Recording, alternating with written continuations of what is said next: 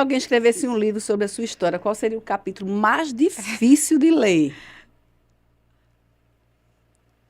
Pode ficar à vontade, viu? Porque eu sei que.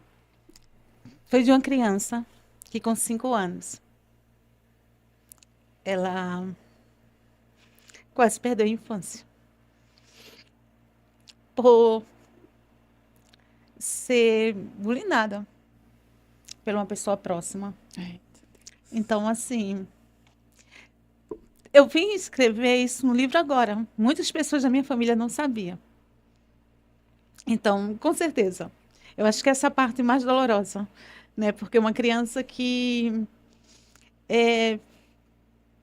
perdeu um pouco da infância porque não conseguia falar para as pessoas, né? Assim, muitas vezes era ameaçada. E a pessoa morava muito próxima da minha casa, né? E eu tinha um medo, eu tinha pesadelos, né? E o que eu acho lindo é porque, assim, Deus não me permitiu. Algumas coisas eu lembro e outras coisas não. Então eu convivi com isso. Eu convivi com medo. Eu convivi com medo por minha mãe, medo por meu pai, medo por minha irmã. Ao ponto de muitas vezes, quando criança, de eu me esconder embaixo da cama. Quando mamãe mandava ir lá, era um parente da. Não quero detalhar nome, inclusive ele já é falecido. E mamãe mandava pedir para ir lá. E eu não queria ir. Muitas vezes, mãe, não sei o quê, porque vendia lá atrativos para criança, era picolé, essas coisas, né? E eu tinha muito medo. Muitas vezes eu arrastava minha irmã. E às vezes eu me escondia, literalmente. E eu sofri muito com isso. Muito com isso. Então, uma passagem eu acho mais difícil. Se eu fosse escrever esse relato todo, né? Isso me causou muito trauma. Eu, com 9 anos, eu estava tentando suicídio. Uma criança, né? Eu tinha perdido meus avós, porque meu avô e minha avó era tudo para mim. Era o único lugar que realmente eu me sentia segura. Era com meus avós. Quando eu chegava lá, tinha um sítio. E eu amava aquele lugar. Eu amava estar ali brincando. Sabe, eu sempre fui muito. Eu digo que Deus me abençoou muito com o dom de ter contato com os animais. Eu acredito que isso também seria um refúgio, né? De cuidar mesmo. Eu, para a senhora ter ideia, eu não comia carne de qualidade nenhuma. Hoje em dia eu ainda não como, eu só como mesmo peito de frango.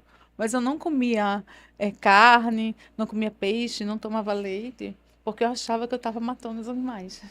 Então, quando meus avós faleceram, e eu perdi meus avós, perdi primeiro minha avó, e depois de 3 meses perdi meu avô. Eu perdi meu chão, né?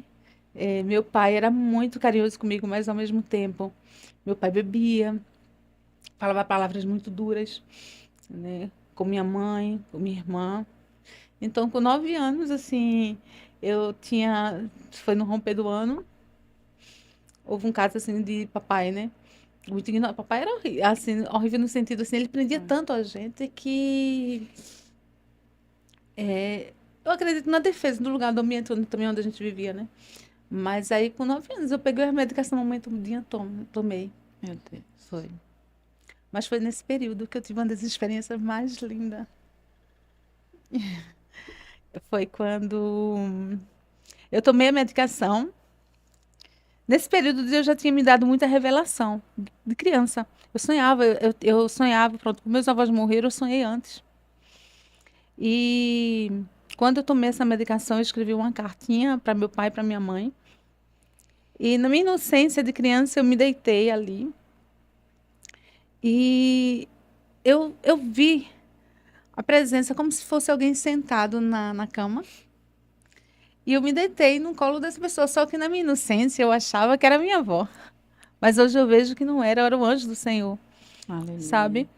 E naquele momento eu senti, sabe o que você sentir? Você sentia assim, deitado no colo, né? Porque eu não queria morrer, na verdade. Eu queria fugir daquela situação que eu estava vivendo, né?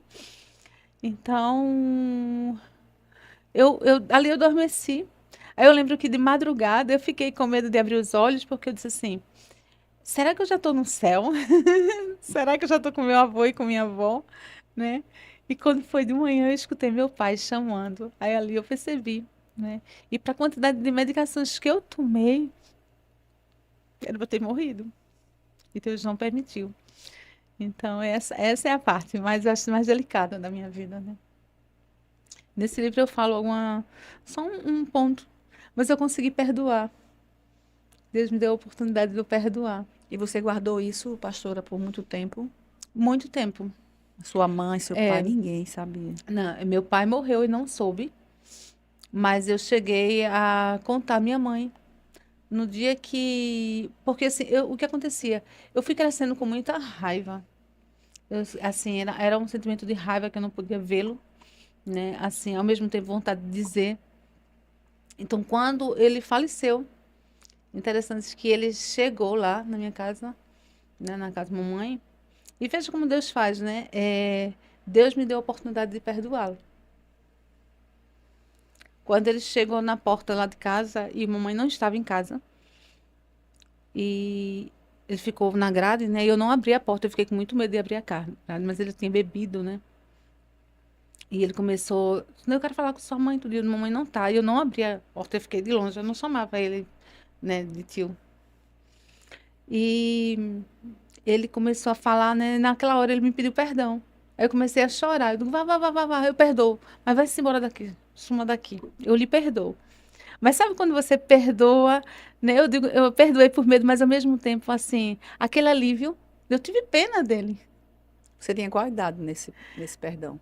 Eu acredito que eu tinha quase mais acho que uns 20 anos, quase 20 anos, acho que uns 16, acho que nesse período, eu não lembro bem a data, mas eu já era adolescente, já tinha mais, eu tinha acho que uns 18 anos, 18 para 19 anos, não lembro bem a data.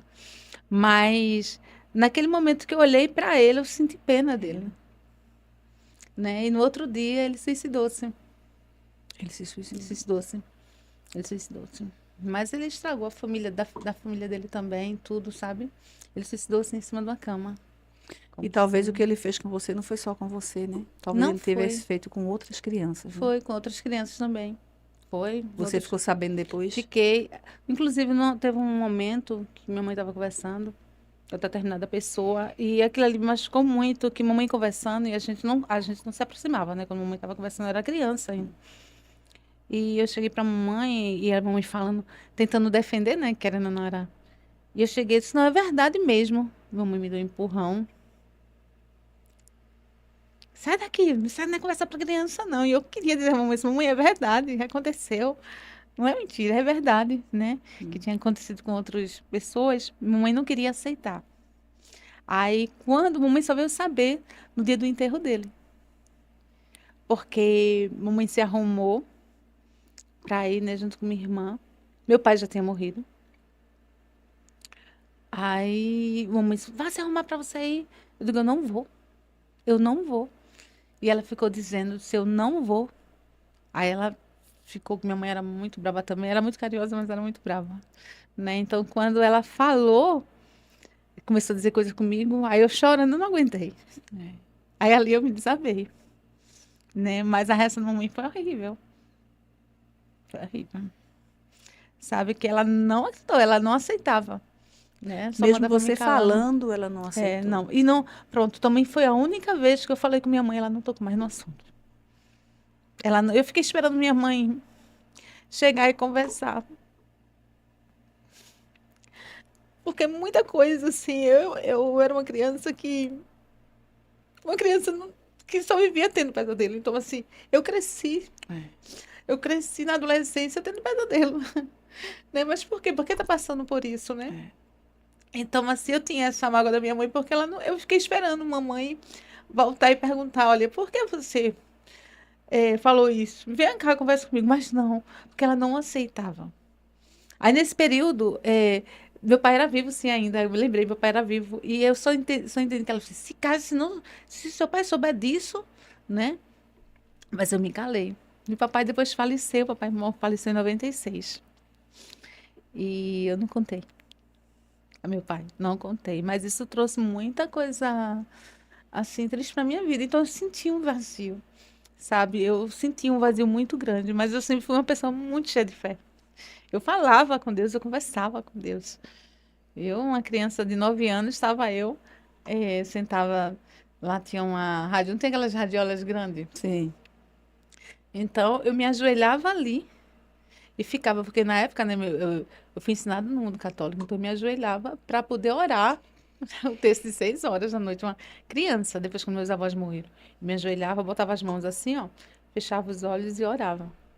Eu queria muito conhecer, eu li a palavra de Deus e eu queria ter experiência com o Senhor, né? E eu, quando olho para trás e vejo o tanto de livramento, de cuidado de Deus, sabe? Que, apesar de tudo, eu nunca me senti só. Eu tive tudo para me sentir só. Mas, assim, o cuidado dele, o amor dele por mim, sabe? Em cada detalhe, É. né? Em cada detalhe. É, é, de agradecer, sabe? De conversar com ele. Eu comecei a ler a palavra do Senhor. Lá em casa tinha uma Bíblia enorme, daquelas de desenhos. Então eu amava ler, sabe? Eu pedia a ele, às vezes quando eu estava triste, eu falava com ele, conversava com ele, né? Mas eu fui criada num ambiente que me calou muito. Por isso que quando hoje eu tenho meu filho, né?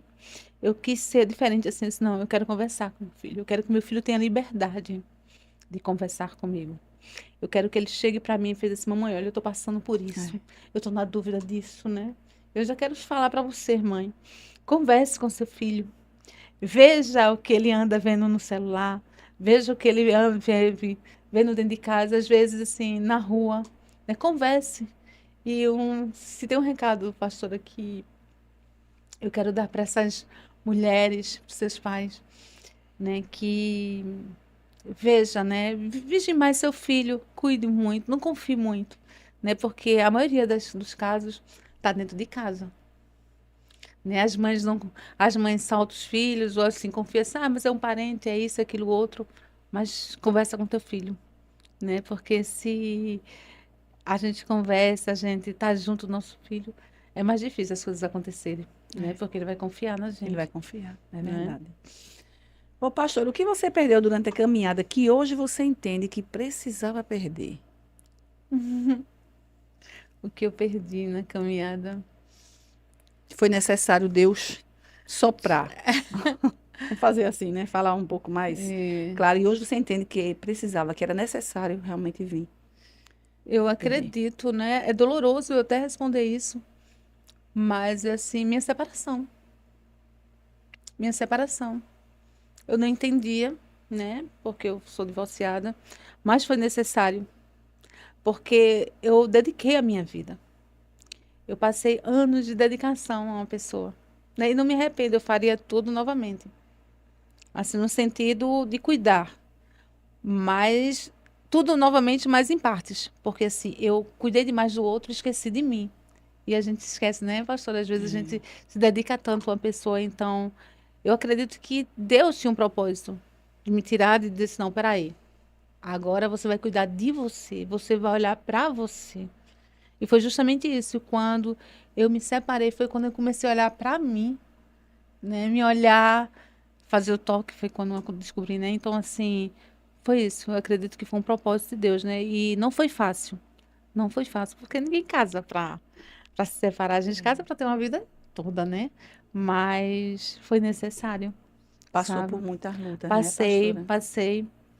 Às vezes achamos que a agressão física, só é a física que conta, não, mas a agressão moral, a psicológica, Verbal. a verbal, machuca muito. Tem palavras que você escuta, meu Deus, que acaba com a vida da pessoa.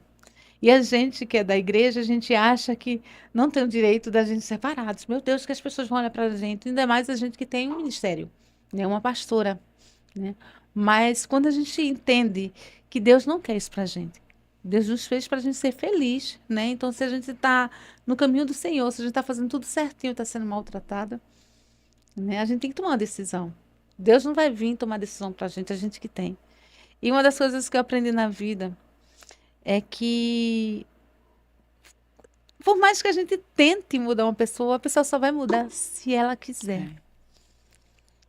A pessoa só muda se ela quiser. Você pode encher essa pessoa de amor, de carinho, de cuidado, tentar mudar De mais oração. de oração.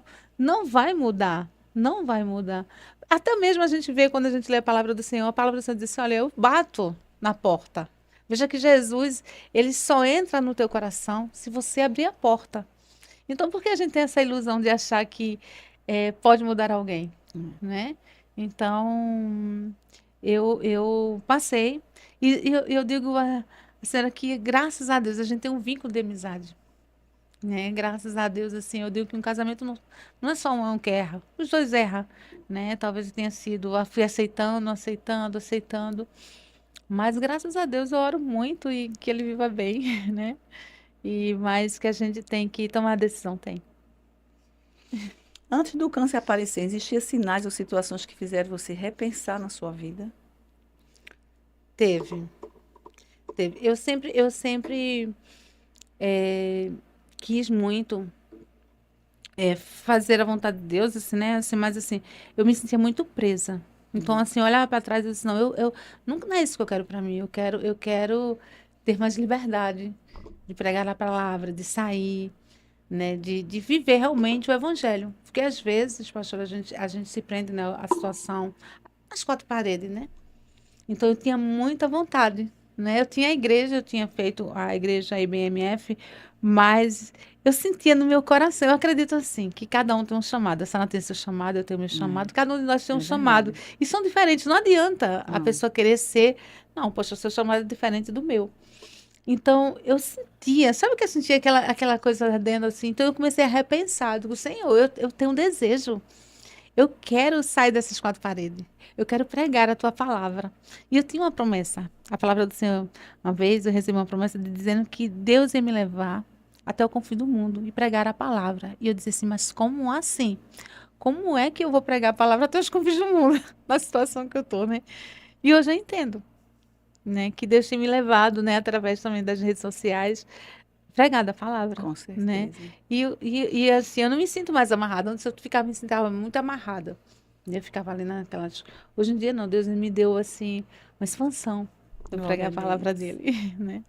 Coisas de Deus, né? É. O pastor, compartilhe com a gente aqui como foi aquele momento que você jamais imaginaria ouvir, que eu acho que todas, né, que passaram por esse processo de câncer, né, e chegam naquele diagnóstico.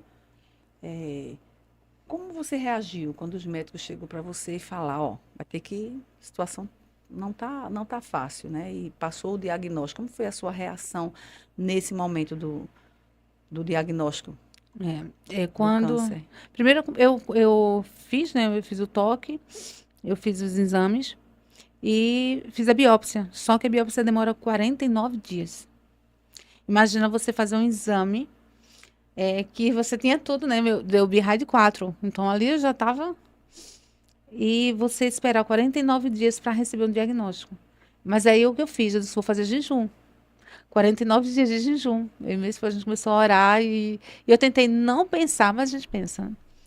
No dia que a doutora chegou para mim, assim, no dia antes, eu fui na segunda-feira, só que num domingo eu entreguei meu jejum e orei a Deus. Eu tinha feito uma camisa, doutor, pastora, eu botei assim, hoje é o dia do meu milagre. Pintei a camisa, tudinho, né? Eu digo, essa camisa eu vou segunda-feira. Quando foi num domingo que eu fui dormir, aí eu sonhei, tomando minha quimioterapia. Aí ali eu tinha certeza que eu estava com câncer. Aí eu me acordei e já fui dizendo ao meu marido. Ele não disse, a minha preocupação maior foi com a minha família do que com própria comigo. Quando eu cheguei lá que a doutora falou, eu já sabia porque Deus já tinha me revelado, né? É. Então eu senti ali aquele impacto, né, que ela falou, tudinho. Aí eu olhei para ela.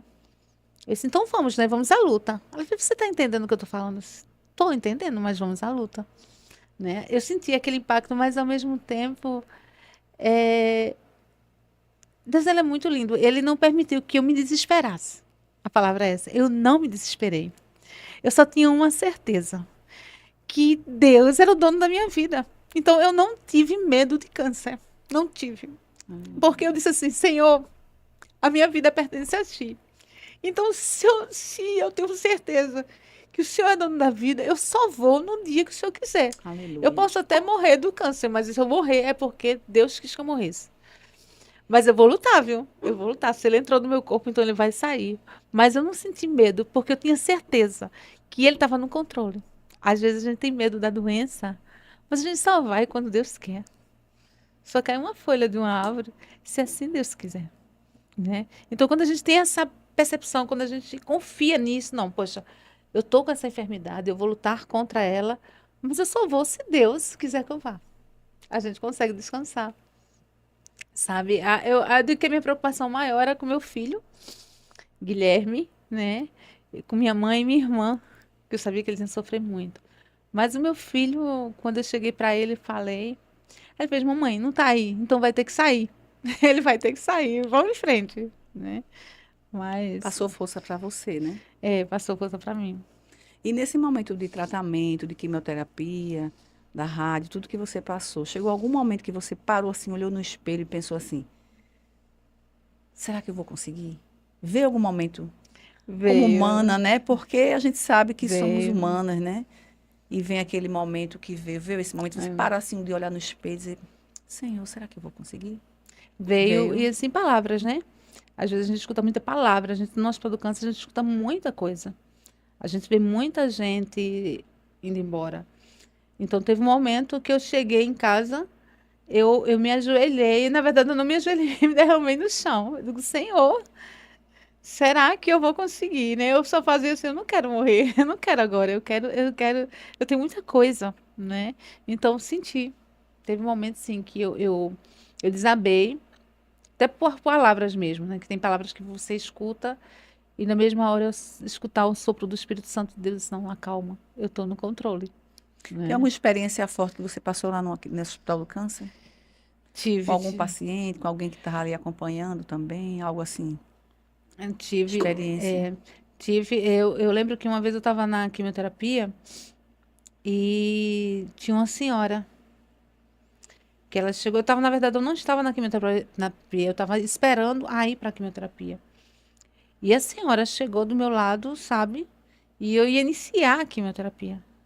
E ela chegou para mim e fez assim: olha, vai iniciar, olha, você vai fazer, você vai passar por isso. Mas ela começou a falar tanta coisa difícil para mim, sabe? Do que eu ia passar, olha, teu cabelo vai cair, as suas unhas vai cair, e você pode perder dente. Aí começou a falar. Aí na hora que ela começou a falar, eu digo, não, essa mulher não veio de Deus. Meu Foi. Senhor. Aí eu repreendi, sabe? Eu digo, olha, a senhora passou por isso, mas eu não vou passar. Aí o que é interessante é que quando eu entrei na sala da quimioterapia, eu fiz uma oração. Eu cheguei, quando eu entrei na sala, que colocaram, né? Eu tenho até a marca aqui da quimio, não sei se dá pra ver. Eu digo que o Senhor É. deixou essa cicatriz em mim. Eu disse, não, eu vou tomar a quimioterapia só nesses braços. E eu fiz uma oração. Eu disse, Senhor, meu Deus e meu Pai, transforma essa medicação no teu precioso sangue. Eu tinha escutado horrores daquela senhora. Transforma essa medicação no teu precioso sangue. Lava e purifica o meu corpo e serei curado. E a senhora acredita que eu acreditei com toda a força do meu coração e da É. minha alma. Quando eu disse lá fora que eu vivi o extraordinário de Deus, é porque eu vivi o extraordinário Glória a de Deus. Deus. Porque eu criei tanto que Deus estava transformando aquela medicação no sangue dele precioso. Eu digo, Senhor, através da cruz do Calvário, todas as nossas enfermidades são saradas. E eu creio, Senhor, que eu vou tomar aqui o teu sangue. Eu senti pouquíssimo sintoma.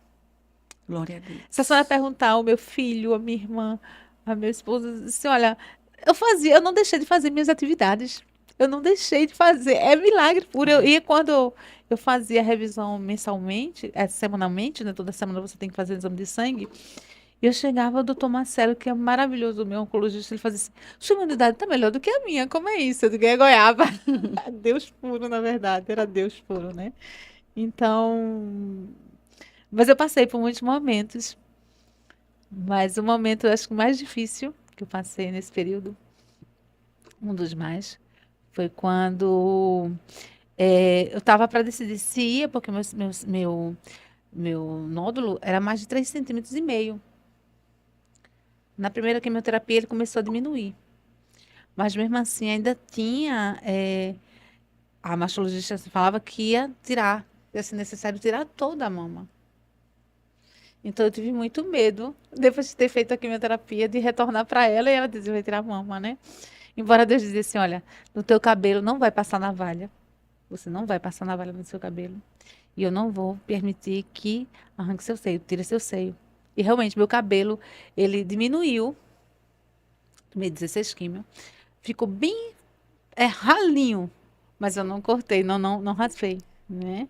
E então, naquele momento, quando eu fui para a doutora, eu senti muito medo do que ela ia falar. Aí ela disse, não, vai fazer só o quadrante, sabe? Deus é maravilhoso, né, pastora? Né? E falando nesses momentos difíceis que você passou, né?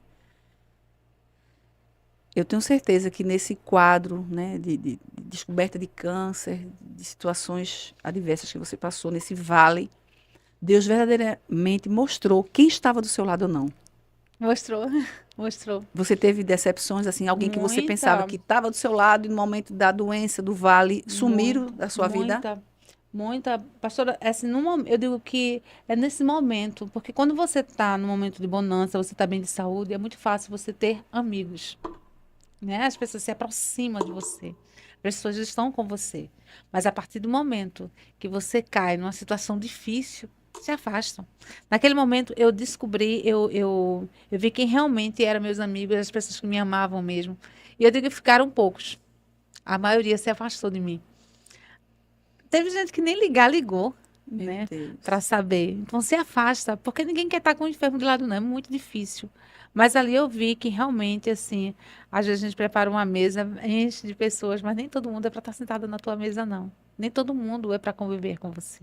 Olha aí. Então Deus selecionou aqueles que ficaram comigo, né, que estão comigo até hoje. Mas eu fiquei muito triste, eu sofri muito com isso. Eu disse, meu Deus, assim, tem horas que a gente precisava de um abraço, de um telefonema, de chegar junto, né? Mas não.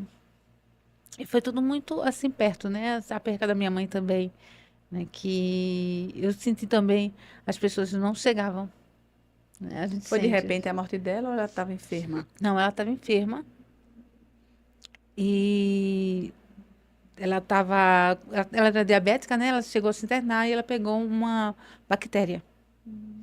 E foi muito rápido. No mês de maio, mamãe do ano passado, mamãe estava comigo. E nesse período, mamãe se internou. Aí, para resumir, mamãe teve que ser transferida para o Hospital de Palmares. Eu nunca conhecia aquele Hospital de Palmares. Mas a situação era muito grave.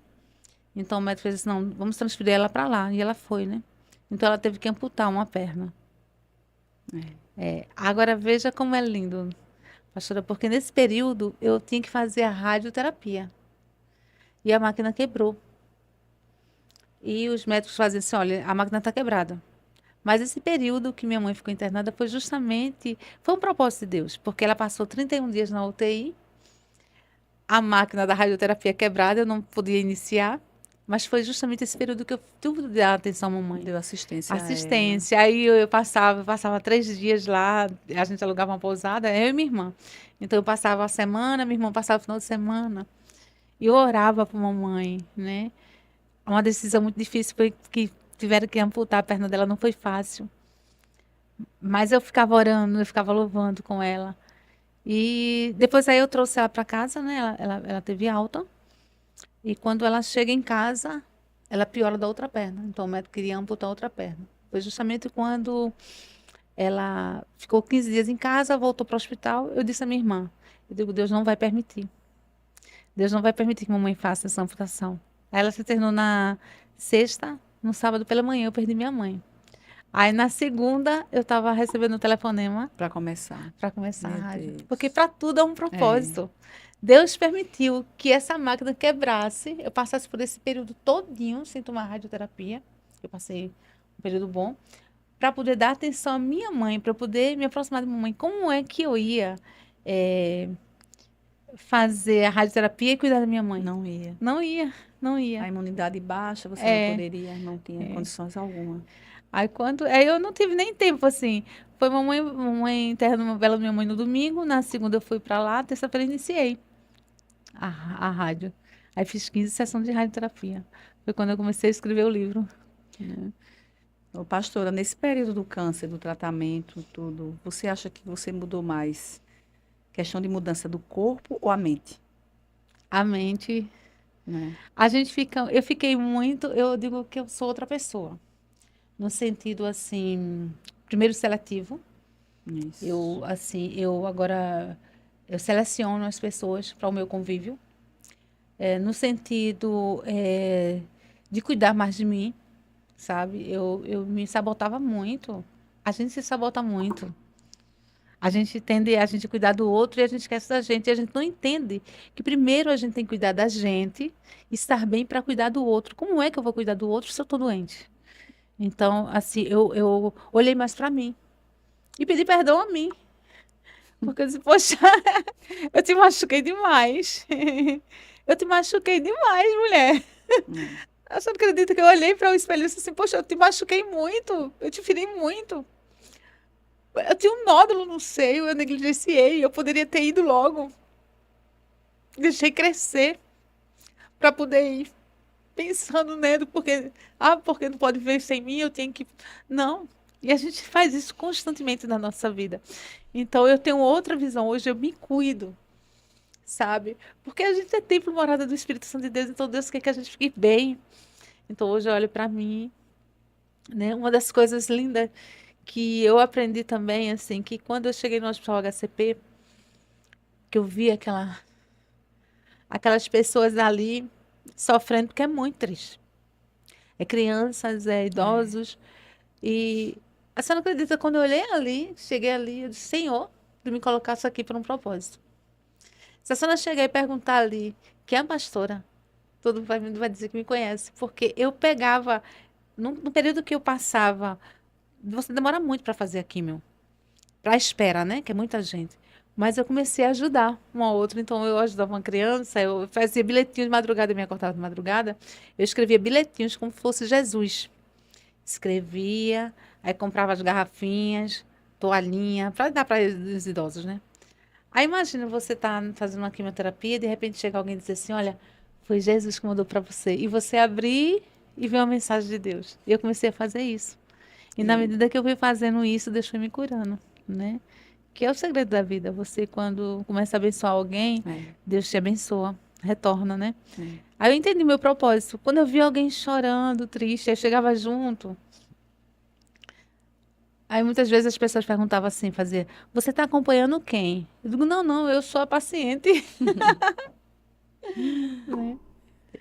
Deus trabalha, né, de várias maneiras. De várias maneiras. Qual foi a frase mais absurda que alguém disse para você durante a sua doença? Tem Que eu alguma ia frase? morrer. Que eu ia morrer. E foram várias, né? Entre tantas. É. Entre tantas. E uma também foi dentro do ônibus. Eu encontrei uma pessoa, foi logo no princípio. E a pessoa chegou para mim e fez assim: sabe por que você está passando por isso? Porque você está em pecado. E começou a É. dizer como se fosse um castigo. E eu cheguei para essa pessoa, isso dentro do ônibus, eu disse assim: olha, eu estou passando por isso, sabe por quê? Porque o inimigo das nossas almas, ele quis me destruir, mas ele não vai destruir. Porque eu vou provar a ele que Deus é um Deus que cura. Então eu tenho certeza que eu vou passar por isso, mas eu já estou curada. E naquele momento eu repreendi, eu vi que era algo assim, sabe? Mas é muita palavra que você escuta que se você não tiver Deus vive no seu coração, você desaba, né? Você desaba. É por isso que a gente tem que estar vigilante, né? Assim, de repreender. Aí naquele momento eu repreendi e digo, não, essa palavra não, não aceito, não. Né? O próprio Jó, né? Jó sofreu muito, os amigos de Jó. Né? Os amigos de Jó chegaram para Jó e disseram coisas absurdas, Jó. Culpavam Jó. Disseram, estás em pecado, você fez É. isso. E Jó sabia que não era por conta disso. Né? E eu sempre digo assim, as pessoas dizem que Deus queria testar Jó. Não, Deus já sabia Já. que Jó não ia negá-lo. Né?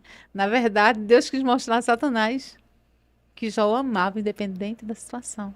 É. Né? E é isso que a gente tem que fazer. Amar a Deus, independente da situação que a gente está vivendo. E agradecer sempre. Né? Gratidão, né? É gratidão, né? Gratidão, gratidão. Sempre. Eu não reclamava sabe? Eu nunca murmurava. Eu sempre assim, eu saía de 3 horas da manhã, 3h30 da manhã, para tomar a quimioterapia. E eu entrava dentro daquela van e agradecia ao Senhor. O Senhor tá me dando a oportunidade de eu me cuidar. Então, eu não vivia murmurando. Às vezes eu passava o dia lá, né? Eu digo, não, vou fazer alguma coisa. Então, eu tentava ajudar um ou outro, né? E foi dessa forma que Deus foi me curando, né? Através da gratidão, em tudo da graça. E saber É, que Deus está conosco, é, né? em tudo. Em tudo. Por mais difícil que seja, Deus está conosco. Em nome de É, Jesus. né? Bendize a minha alma ao Senhor, né? E É, tudo que há em mim, bendiga o seu santo nome.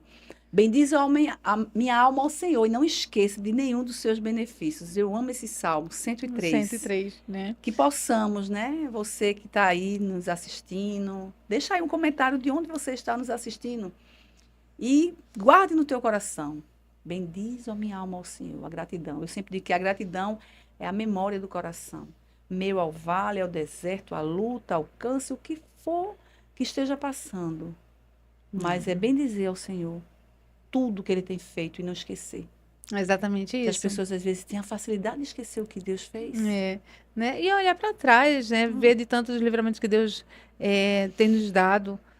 E um coração grato, agradecer por tudo, né? Eu sempre Isso. tive esse hábito de agradecer ao Senhor por tudo. E Deus me abençoa muito por conta disso, né? Eu não reclamo, eu não murmuro. Eu sempre procuro ver o lado bom das coisas. Por pior que seja a situação, a gente tem que procurar ver o lado bom das coisas. Então, assim, eu era feito lá. Eu olhava assim, eu digo, não, mas eu tô tomando a medicação, eu tô tomando essa tamoxifeno e ela tem umas reações. E eu cheguei para o médico, ele fez, e aí?